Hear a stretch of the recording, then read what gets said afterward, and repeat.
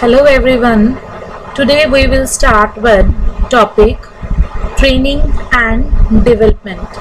So training is an act of increasing the knowledge and the skill of employee for a particular job. This definition is given by Edwin B. Flippo. As you can see in the diagram and a picture where they are showing training helps in bridging the gap what existing knowledge, skills, attitude you have, and training helps in acquiring more knowledge, more skill and attitude and improvement in the same. We can say training is a process whereby an individual acquire job related skills and knowledge.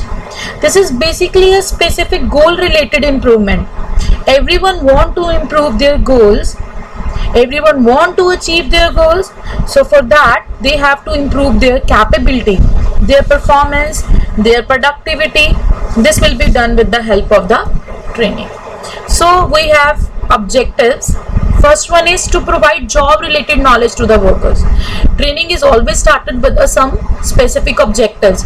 So main purpose is giving the knowledge to the workers, imparting the skills among the workers, bringing about the changes in their attitude, that is a positive attitude towards their work, improving their productivity, reducing the number of accidents by providing the safety training.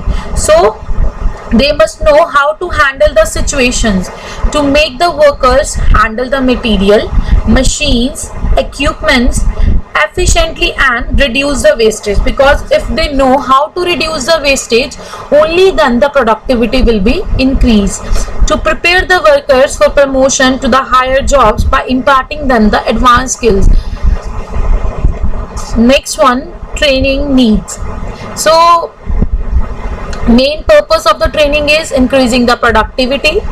That increase in productivity results in reducing the cost of production, improving the quality. To satisfy the customer, we have to provide the quality product. If our workers are properly trained, they will produce the good quality product. Reduction of the learning time, industrial safety, reduction of the labor turnover and absenteeism. Training helps in a feeling of confidence. When you have a confidence in your job, you will love to come and it will reduce the absenteeism. Technology update, with the number of advancements, you have to update your employees regarding what kind of technological changes are coming. Effective management is the most important, because if you have an effective management, only then you will be able to conduct the training programs. Now the next, that is a very important steps in the systematic training plan. We have the 7 steps. First one, determining the training needs. Second, establishing training policies. Third, setting the goals and objectives of training. Fourth, preparing training related budget. Fifth, deciding about the training venue. Sixth, deciding about the method and techniques to be deployed.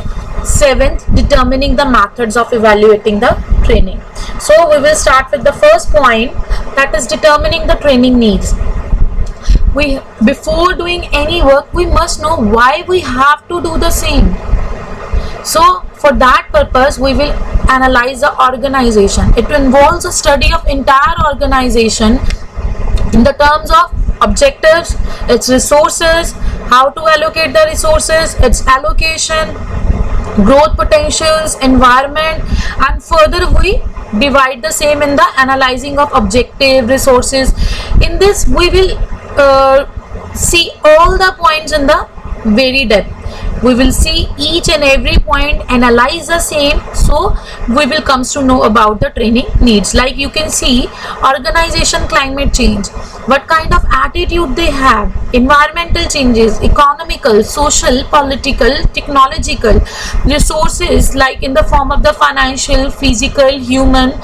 So we have to analyze all these factors.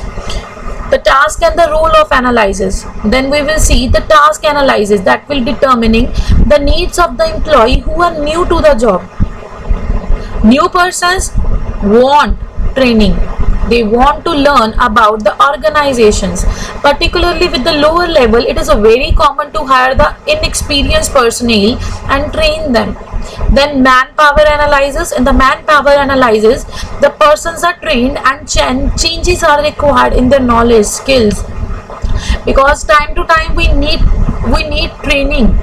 We want to impart different technological changes to them. So there are the basically three issues. Performance should be satisfactory, whether the employees are capable, whether the training will improve the employee performance on the job. Next, we have to build the training policies, good policies. Those are the very vital for the organization. Every organization should have a well-established policies. Such policies represent the top management responsibility with regard to the employees. Their standards, their procedures, what will be followed under the training policies. Then the third one is setting goals and objectives of the training. Once specific training needs have been determined and political relating there to be established. What are the policies, what are their goals, what are their objectives, those should be determined in advance. We have the major type of goals like the performance objectives, that is concerned with the quality and effectiveness. Next one is instructional objective, that is related to the training of the lessons. Operational objectives concerned with the efficiency. Reactions objective related with the nature of training. Personal growth objective related with their self-realization aspects. Innovations, changes. Then finally we have to prepare a budget. But we have to spend. There must be a sufficient a plan regarding the allocation of the funds with regard to the training campaign. The next one is deciding about the training venue. The decision about the training venue depends upon the type of training to be given. That will be in the company, on the job. That means on the job, off the job, what kind of training you have to impart. That should be decided very carefully because it will directly impact their performance. 6 point, deciding about the methods to be deployed. What kind of methods you will follow for providing them training. The training method techniques vary from unorganized system of learning from the working colleagues to more systematic way. In this we have to know about the depth of the knowledge, nature of the skills, background of the trainings, what kind of problems they are facing, what will be the cost, time, material, equipment, how much persons will be on that time, those will get the training. Last one is determining the method of evaluation. Then we have to determine either the training is successful or not. Evaluation is fundamentally considered with the extent of achievement. Either you achieve or not. What was your purpose? That will be achieved after the training.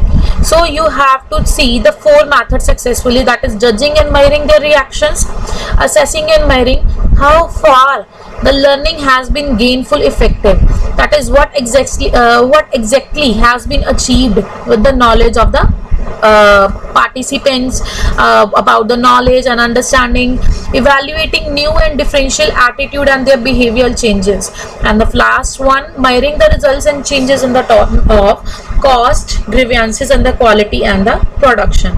The next one, need and importance of the training. The first one is increase in productivity. Second one, higher employer morale. When they will be get training in a good environment, they will be very happy. The next one is less supervision, reduce labor turnover. The degree of supervision is required for the untrained person. When they are trained, they need a comparatively less supervision as compared to the untrained persons. Less wastage. Untrained workers may waste more materials, damages, machines, equipment, etc. Employee development. Training also helps in development of the employees. It first helps in locating the talent in them and then developing to the maximum. Thank you.